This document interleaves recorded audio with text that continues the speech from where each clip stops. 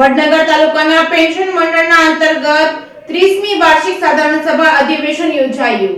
મહેસાણા જિલ્લાના પેન્શનર મંડળનું અધિવેશન યોજાયું હતું। વડનગરમાં નિવૃત્ત કર્મચારી મંડળના અધિવેશનમાં જૂની પેન્શન યોજના સહિતની માંગણીઓ કરવામાં આવી હતી। વડનગર ખાતે હાટકેશ્વર મહાદેવના પટાંગણમાં મહેસાણા જિલ્લાના પેન્શનર મંડળનું અધિવેશન યોજાયું હતું।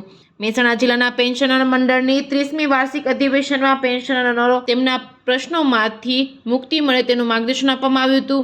જિલ્લાના પ્રતિનિધિઓને સન્માન કરવામાં આવ્યું હતું। વડનગર તાલુકાના પેન્શનર મંડળ નિવૃત્ત પેન્શનર મિત્રોને કોઈ પણ પ્રોબ્લેમ હોય તો નિરાકરણ માટે રાજ્ય જિલ્લા તેમજ તાલુકાના પેન્શનરના હોદ્દેદારો ખડે પગે રહી પ્રોબ્લેમનું નિવારણ થશે તેવું વડનગર તાલુકાના પેન્શનર મંડળના પ્રમુખ ત્રિકમલાલ મકવાણા તથા મહેસાણા તાલુકાના નિવૃત્ત કર્મચારી મંડળના પ્રમુખ પ્રહલાદભાઈ પટેલે કહ્યું હતું।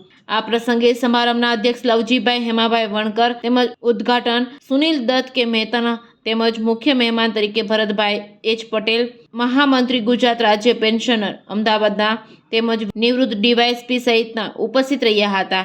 રિપોર્ટિંગ બાય જીગર પટેલ, વડનગર। મકવાણા, પ્રમુખ તાલુકા વડનગર તાલુકા પેન્શન મંડળ। આજના અધિવેશનમાં તે શું કહીશું? આજના અધિવેશનમાં સંગઠન બહુ મજબૂત થાય એ મહત્ત્વનું છે। કર્મચારીઓ જે નિવૃત્ત કર્મચારીઓ છે એના કોઈ પણ પ્રશ્નો હોય એ નિવૃત્ત એ લોકોના પ્રશ્નો સોલ્વ થઈ જાય કાયમ માટે સરકારમાં એવી કાર્યવાહી અમે કરીએ છીએ અને એમના માટે પ્રશ્નો એમના માટે જ છે।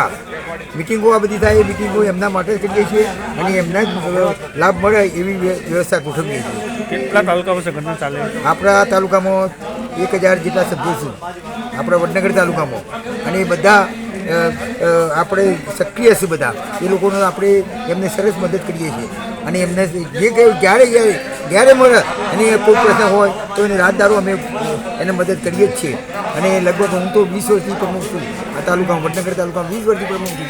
ત્યાં સુધીમાં બધા જેટલા હોય એટલે બધા મને ઓળખાણ મારા ઘેરે જ આવું તો હું એમને મદદ કરવા પ્રયત્ન કરી રહ્યો છું। રાતે અડધી રાતે બોલાવે તો હું સમજ છું અને એ રીતે એમને હું મદદ કરું છું અને જિલ્લા સાથે અને રાજ્ય સાથે સંકળાયેલો હું છું એટલે એના સાથે રહી અને આ લોકોને મદદ કરી અને એમના પ્રશ્નો સોલ્વ કરવા પ્રયત્ન કરું છું।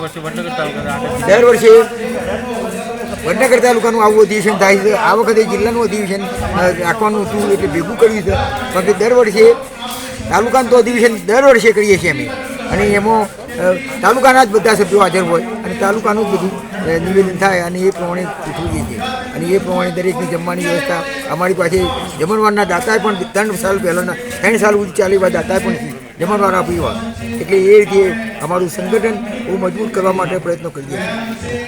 આજનું અધિવેશન સંગઠનની તાકાત માટે અને નિવૃત્ત પેન્શનરો જે છે એ એમના પ્રશ્નોમાંથી મુક્તિ મેળવે એના અંગેનું માર્ગદર્શન આપવા અને ઉંમરલાયક જે છે 70, 80 કે 100 વર્ષની ઉંમરના એમને અને સંગઠનને મજબૂત બનાવનાર જે જિલ્લાના મિત્રો છે એમનું સન્માન કરવાનો મુખ્ય આશય કે આજના અધિવેશન।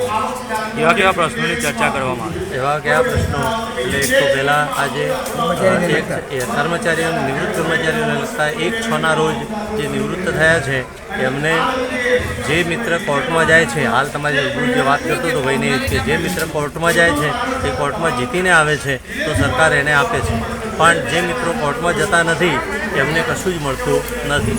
એટલે આ પ્રશ્ન એક તો હાલ તો બર્નિંગ પ્રશ્ન આ છે। છતાં બીજો પ્રશ્ન એ નિવૃત્ત કર્મચારીઓ જે છે એમને ઇન્કમ ટેક્સ ભરવો પડે છે।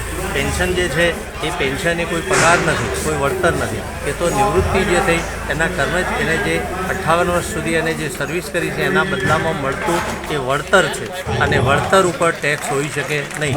ધારાસભ્યો, સંસદ સભ્યોને જો ટેક્સ ન હોય તો પછી આ નિવૃત્ત કર્મચારીઓને ટેક્સ ક્યાંથી હોઈ શકે? એક પ્રશ્ન આ પણ છે। એ કેટલા કર્મચારીઓ આજે મહેસાણા જિલ્લામાંથી નિવૃત્ત થયેલા 21,500 કરતાં વધારે કર્મચારીઓ છે અને એમાં અમારા સંગઠનના 5,000 કરતાં વધારે સભ્યો એમાં નોંધાયેલા છે।